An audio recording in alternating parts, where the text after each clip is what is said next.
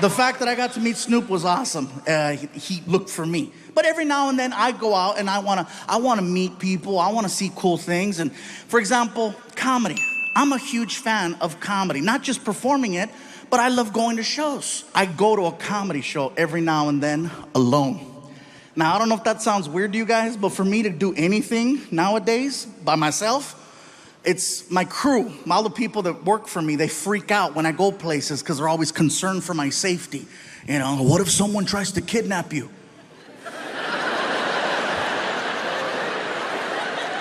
Well, they're gonna earn it. I got into a fight with some of my team members and I said, you know what, I'm going out. I bought myself a ticket and I went to go watch Chris Rock one night in concert.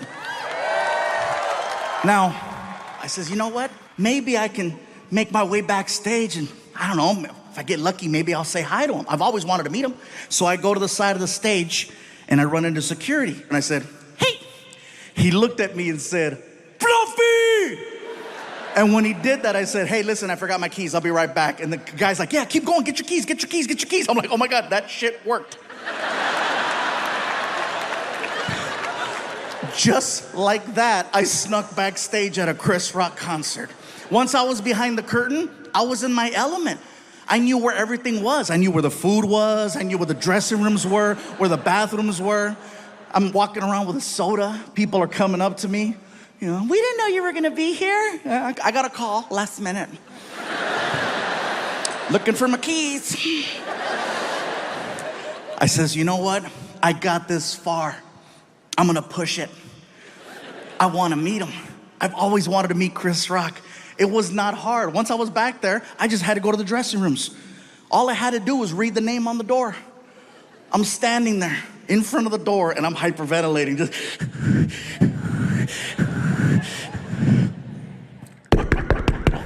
The door opens up and there's this man in there, this bodyguard who's just massive. I'm a big guy, but damn, dude was huge.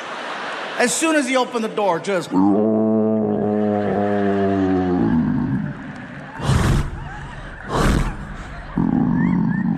Welcome to Jurassic. Big! Grandote! And I'm standing there and I'm like, hi. And he's like, can I help you? Yes, my name is Gabriel. I'm a comedian. And I wanted to see if I could say hi to Chris Rock, if that's possible. You say you're a comedian? Yes.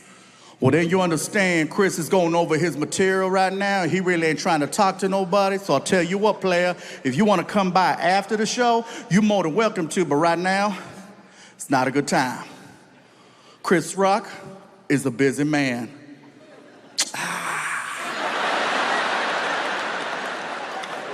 Can I wave? Excuse me? Can I wave? What you mean? Can I wave at Chris? I don't have to come in. Can I wave? Chris Rock is in the room. He can hear the stupid conversation that's taking place. I know this because I can hear Chris Rock in the background. What's going on? Who's at the door? Move out the way. Yo, Chris, I got this, man. I got this. Move! All right. And the guy stands to the side, and now I'm looking at Chris Rock. And he recognized me. And it freaked me out. Oh, yeah, it freaked me out. He's like, ah, shit. Look who it is. Look who it is. It's the king of the Mexicans.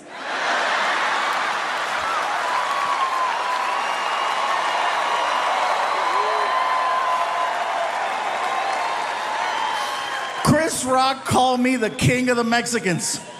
For the rest of the show, everyone referred to me as El Chapo.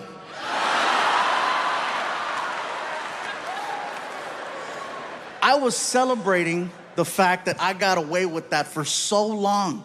For so long. I snuck backstage at Chris Rock. I snuck backstage.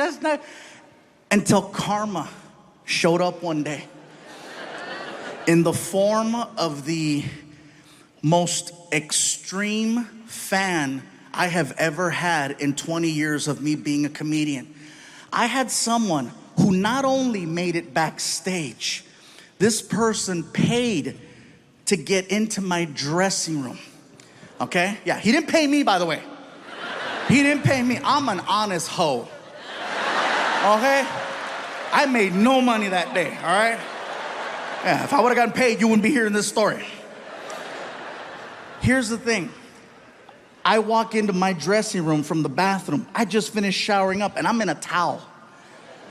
I walk into the room, come to find out later that this man was a very wealthy businessman in the community, okay? And when I walked into the room, he's wearing a very, very nice suit. So when I saw the suit, I didn't give it a second thought because he looked professional. I thought maybe he was the general manager of the building, one of the concert promoters. He could have been someone's agent. So when I walked in the room, I'm like, towel, like, can I help you? He looks at me, and it was the most uncomfortable conversation I have ever had. He looks at me and says, listen.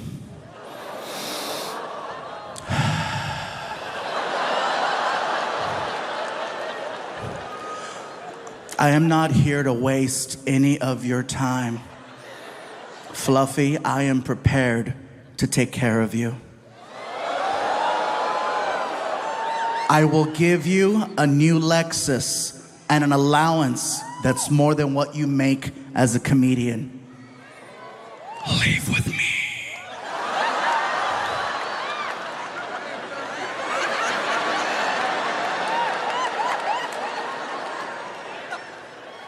I was never more disgusted and offended at the fact that I was not gay. Because finally, somebody wants to take care of me. Do you know how many people I take care of? No one's ever offered me a Lexus, and they should. I felt horrible saying no to this guy. I still think about it. I still have the number. Houston, I'm gonna tell you something, and I don't know how this is gonna go over, but I'm gonna say it. I would be an amazing gay partner. I would, all the way up until that one part, but even then. Have you ever driven a Lexus? Those are nice. Sometimes you gotta take one for your own team. I'm just saying.